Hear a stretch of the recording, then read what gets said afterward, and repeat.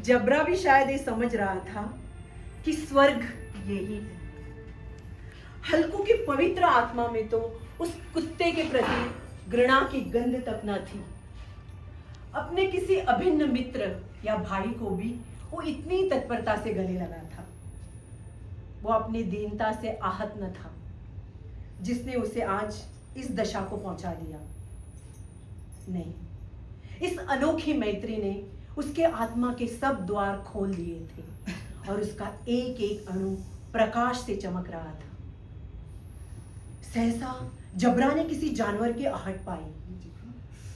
इस विशेष आत्मीयता ने उसके अंदर एक स्फूर्ति पैदा कर दी थी जो हवा के ठंडे झोंकों को तुच्छ समझती थी। वो झपट कर उठा और छपरी से बाहर आकर भौंकने लगा।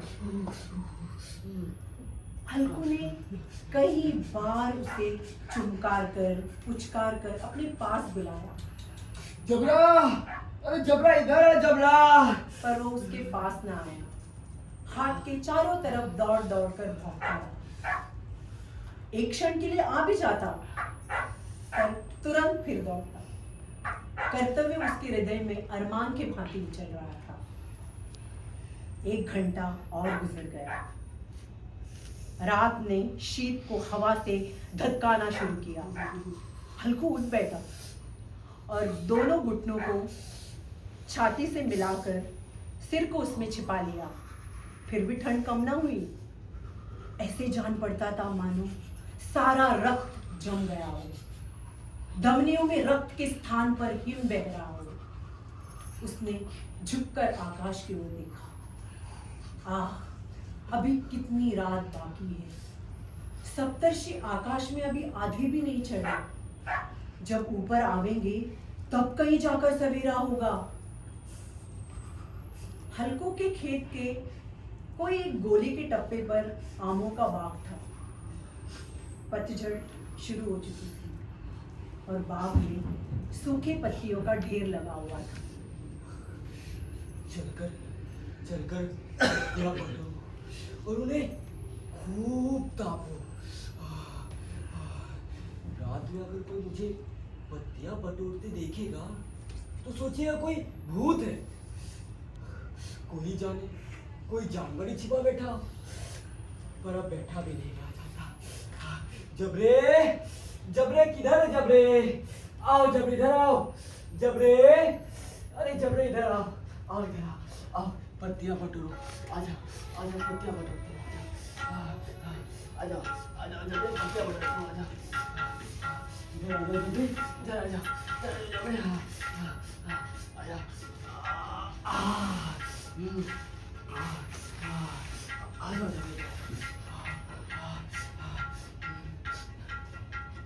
अभी तो बहुत रात बाकी है जबरे।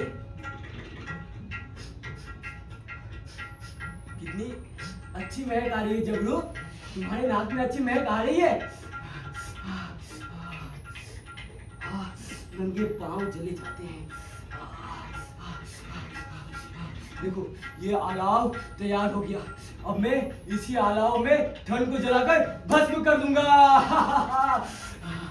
उस जलती हुई अलाव की लौ में ऊपर वाले वृक्षों की पत्तियों को छू छूकर भागने लगी। उस अस्थिर प्रकाश में बगीचे के विशाल वृक्ष ऐसे प्रतीत होते थे मानो उस अथाह अंधकार को अपने सिरों पर संभाले हुए होते। अंधकार के उस अनंत सागर में ये प्रकाश एक नौका के समान हिलता मचलता जान पड़ता था। हल्कू हलाव के सामने बैठा आग ताप रहा था। उसने अपने दोनों पांव फैला दिए मानो ठंड को ललकार रहा हो। तेरे जो जी में आए सो कर। ठंड की इस असीम शक्ति पर विजय पाकर वो अपने इस विजय गर्व को हृदय में छिपा ना सकता था। क्यों जबरे, ठंड लग रही है? जबरा ने कहा, अब क्या ठंड लगती ही रहेगी? पहले से वो उपाय ना सूझा, वरना इतना ठंड क्यों खाते? चलो एक काम करते हैं, देखते हैं इस अलाव को कौन कूद कर पार कर सकता है। अगर जल गए बच्चा तुम्हें दवा ना करूंगा। और हाँ, मुन्नी से ना कह देना, वरना वो लड़ाई करेगी। चलो खेल खेलते हैं। हाँ, इधर आ जाओ। हाँ, 1 2 3। फिर से। हाँ, 1 2 3। फिर से। 1 2 3। अरे अरे झपड़े गिर गए। अरे अब ऐसे नहीं, अब ऊपर से कूद कर आओ। हाँ, 1 2 3। पत्तियां जल चुकी थी। बगीचे में फिर अंधेरा छा गया था, पर राख के नीचे कुछ कुछ आग बाकी थी, जो हवा का झोंका आने पर एक क्षण के लिए बुझ जाती, पर फिर तुरंत आंखें मूंद लेती। हल्कू ने फिर चादर ओढ़ ली और वो गुनगुनाने लगा।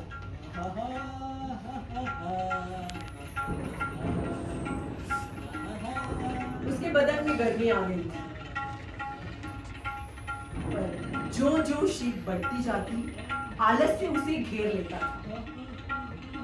जबरा जोर से भौंककर खेत की तरफ भागा। हल्कू को ऐसे मालूम हुआ जैसे जानवरों का एक झुंड खेत में घुस आया है। शायद नीलगायों का झुंड था। उनके कूदने दौड़ने की आवाजें साफ साफ कान में आ रही थी। फिर ऐसे मालूम हुआ कि वो खेत में चर रही है। उनके चर चर चबाने की आवाज साफ साफ सुनाई देने लगी। नहीं नहीं नहीं, जबरा के होते हुए कोई जानवर खेत में कैसे आ सकता है? उसको नोच सिखा ले जबरा। नहीं, अभी तो मुझे कुछ सुनाई भी नहीं देता। मुझे भी कैसा धोखा हुआ है। जबरा, ए जबरा, तू है ना? तो मैं थोड़ा सो जाता हूँ। जबरा क्या कहता? वो भौंकता रहा, पर उसके पास ना आया। फिर खेत में चले जाने की आहट मिली। अब हल्को अपने आप को धोखा न दे सका। उसे अपनी जगह से हिलना जहर सा लग रहा था। कैसा दंडाया हुआ था। इस जाड़े पानी में खेत में जाना, जानवरों के पीछे दौड़ना उसे असहाय जान पड़ा। वो अपनी जगह से ना हिला। उसने जोर से आवाज लगाई, जबरा! जबरा! लियो! जबरा फिर भौंक उठा और जानवर खेत चल रही थी।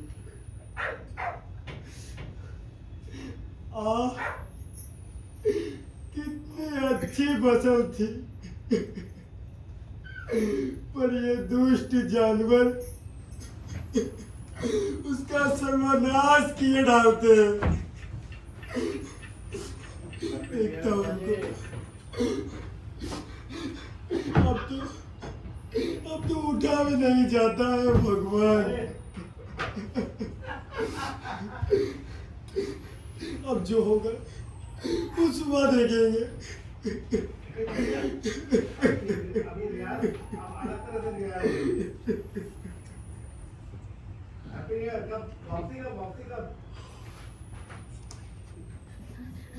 उठो उठो उठो, अरे उठो ना, उठो।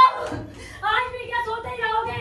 तुम यहाँ आकर रंग गए और वहाँ सारा खेत चौपट हो गया। मैं मरते मरते बचाऊं, तुम्हें अपने खेत की परी है। रात में एक ऐसा दर्द उठा जैसे मुझे ही पता है। अब मजदूरी करके माल गुजारी देनी पड़ेगी। रात में इतनी ठंड, सोना तो ना पड़ेगा। मैं इस खेत का लगान ना दूंगी। कहे देती हूँ, जीने के लिए खेती करते हैं, मरने के लिए नहीं। जबरा भी सोया है, इतना तो वो कभी नहीं सोता। और जाकर छन्ना से कहते ना, सारा खेत जानकर चढ़ गए, हम इस खेत का लगान ना दे पाएंगे। रात में बड़ी गजब की सर्दी पड़ी थी। अरे मैं क्या कहती हूँ और तुम क्या सुनते हो? तू गाली खिलाने की बात करती है? सेना को इन बातों से क्या? तुम्हारा खेत चाहे जानवर खा जाए, चाहे आग लग जाए, चाहे ओले पड़ जाए, उसे तो बस अपनी माल गुजारी चाहिए। तो छोड़ दो ऐसी खेती। मैं ऐसी खेती से बाहर आई। जीवन तो मेरा भी यही आता है मुन्नी, कि खेती छोड़ दूं। तुझसे सच कहता हूँ, किसान का बेटा होकर अब मजदूरी ना करूंगा, खेती का मर्जावा ना बिगाड़ूंगा।